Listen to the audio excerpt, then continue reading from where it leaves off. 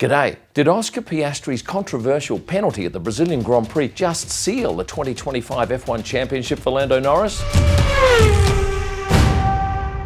Lando Norris stormed home to another dominant victory in Brazil this weekend. However, the weekend was not so smooth for his teammate and title rival Oscar Piastri, who crashed out of the sprint race on Saturday. He and two other drivers were just plain unlucky, but on a more pressing note though, his chances of winning his first F1 World Drivers' Championship took a big tumble after he was handed a 10-second penalty during the feature race on Sunday. As you've probably seen, he locked up and made contact with Kimi Antonelli at Turn 1, who then took out Charles Leclerc. Now, I was standing on the inside of Turn 1. I was metres away from Oscar as he came hurtling towards me at that turn. In fact, I thought I was going to get taken out myself. So what does the F1 community think of that penalty? Well, the general consensus is there's some controversy around it. I put up a poll on my YouTube channel and 66% of people seem to think that Oscar did not deserve a penalty. You might think, hey, you're an Aussie, it'll all be Australians. Wrong, I have more British fans and even more US fans. And 2/3 of those people said no, it was not a penalty. I was talking to Jacques Villeneuve last night here at the hotel and he agreed with most of you. It was a racing incident. He also said Kimi was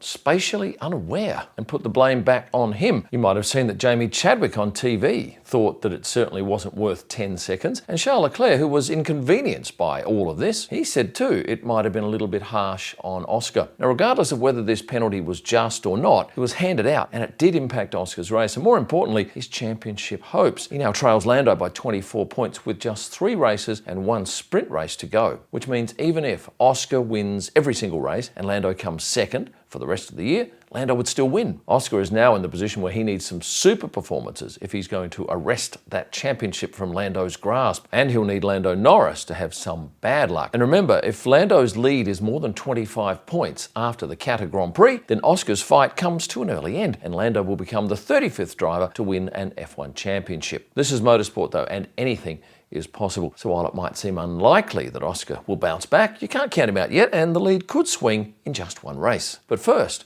I want to thank Bitdefender for sponsoring this video. There's always so much going on in São Paulo for the Brazil GP, and with all that hype around the current F1 standings and the battle for the championship, I don't have time to think about my cybersecurity. Therefore, when it comes to this, I need software that can do it all for me, and that's why I use Bitdefender. It's like having a cybersecurity expert on call, anytime, anywhere. In fact, Bitdefender's premium security provides the ultimate protection against cyber attacks, including advanced threat defense, a secure password manager, email protection, and unlimited VPN. Bitdefender also has an AI-powered feature called Scam Copilot. If I'm in a rush and I receive a link or a message that seems a little off and suspicious, I simply copy and paste it into the chat and Scam Copilot gives me an answer in seconds. Total peace of mind without delay. Tap the link in the description to find out more and take advantage of Bitdefender's free 90-day trial.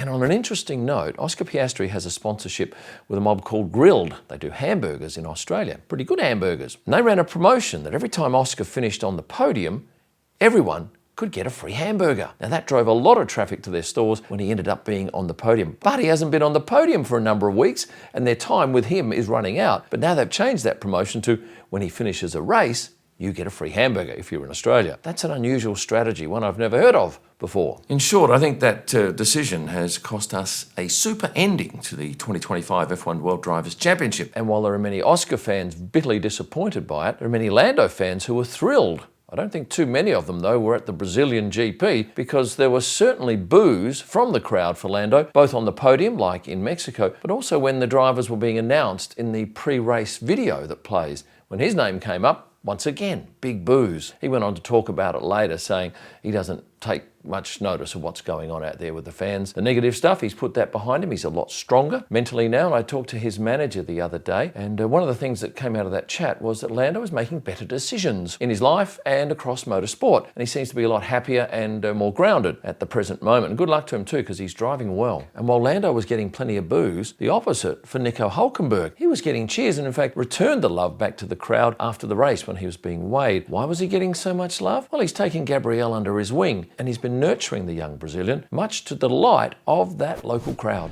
Gabriel Bortoleto, a horror crash at the end of the sprint race, and you might have seen some pictures of that rear wing open. He was travelling at speed, he had the rear wing open, he makes a move to the left, suddenly he's on the inside wall and then flies across to the outside wall. Now I asked Jack Doohan how that DRS system is closed, because I've always thought it was a button. But he says no, two ways it can close. First of all, obviously you've got your foot flat to the floor. As soon as the accelerator goes below 70%, it closes that wing, or if you put your foot on the brake. Gabriel did neither, and that's why he ended up unstable and into the outside wall. And a crash of 57 Gs, the man walks away. That's a big thumbs up for the design of those cars and for the tyre barriers that were on the outside of the track. I caught up with Gabriel after the race in the paddock, and he was very much in demand, and that paddock is 250 metres long, and it took him a long time to walk from one end to the other. And as he passed the Haas hospitality suite, he came across his mate Oliver Behrman out the front doing some photos with a family. He came up behind him and grabbed his ear and got his attention. Then there was a lovely hug before a quick chat, and then he moved back down to his hospitality suite. And still on Gabriel Bortoleto, he did have some very important people at the track with him this weekend. Here's a group picture. His girlfriend, Isabella, his aunt, his mother, and his grandmother. She's 78, has a magnificently strong handshake. She surprised me because I saw her standing with Isabella in the full Sauber kit. And the week prior, or the 2 weeks prior in Mexico, Gabriel mentioned that he'd have his grandmother there. And she's never ever come to see him race. This was the first time. And then she sees that monster crash. But going back to his early years, when he was 3, I think it was his grandmother, or certainly one of his family members, would hoist him up above the fence at Interlagos so he could get a glimpse of F1 racing on track.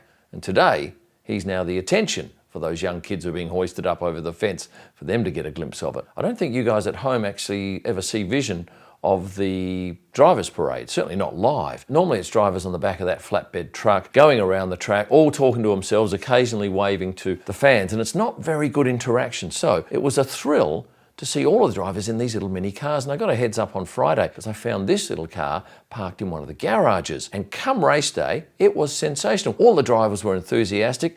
There were, 12, 13 cars, something like that, because Bernd Mailander, the safety car driver, had his own car. He led the field away, and then it was a race up the main straight. Once they'd gone past me, I headed back to the last corner to catch them coming back. And that's where things had changed a little bit, because where every team, except Sauber, had 2 drivers to a car, and Sauber had Gabriel in his own car because he stopped somewhere. 2 cars broke down, resulting in the Aston Martin drivers having to join the McLaren boys, and George Russell sitting next to Max Verstappen. And remember, they don't get on that well, and you keep driving. And Kimi Antonelli shared the spare seat next to Gabriel Bortoleto. Now, a couple of you said in the comments that you thought I'd done Oscar Piastri dirty by showing this photo of his high forehead.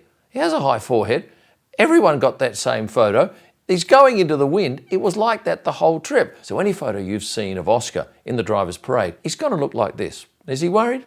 He couldn't give a damn. After the race in the paddock, I was hearing some big cheers from out in pit lane, and when I went out there, I was delighted to see Franco Colapinto up on the fence, wowing those fans with autographs and selfies. There was flares going off, there was screaming and shouting, and in the end he had to be dragged back by his PR people because it was getting too unruly?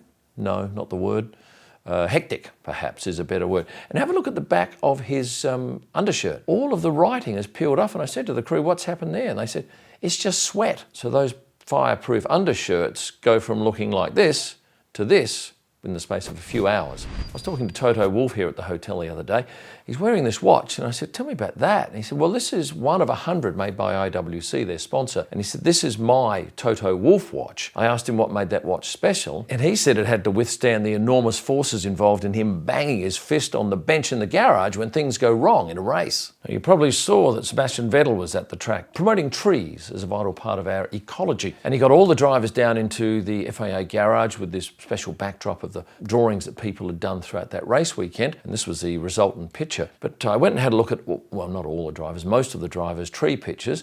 And here they are. And yes, there was some talented drawers amongst the group. And do any of these pictures actually take your fancy? This was my favourite. Well, we've talked about Lando's win. Let's give thumbs up to Kimi Antonelli. A magnificent best ever result for him. After the race, I saw Jos Verstappen standing outside the Red Bull garage. Went up to him and said, pretty good day to be a Verstappen, isn't it? Which he said yes, and he was more than delighted to see his son come from 16th to 3rd. As you know, I do an Instagram post each week with 10 pairs of shoes. It's called Shoes of the Paddock. The lead picture for that post this week are these Gabriel Bortoleto shoes. I can tell you that his trainer Paolo had them custom designed for him, and they were a huge hit over the weekend.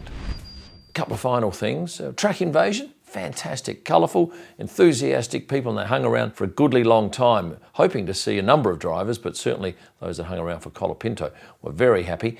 And Ollie's drawing out the front of the Red Bull garage.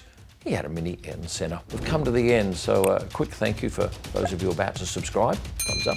And please at least like the video, find all my extra social media stuff here, merchandise up the top here. And finally, I'll say thanks for watching and stay passionate.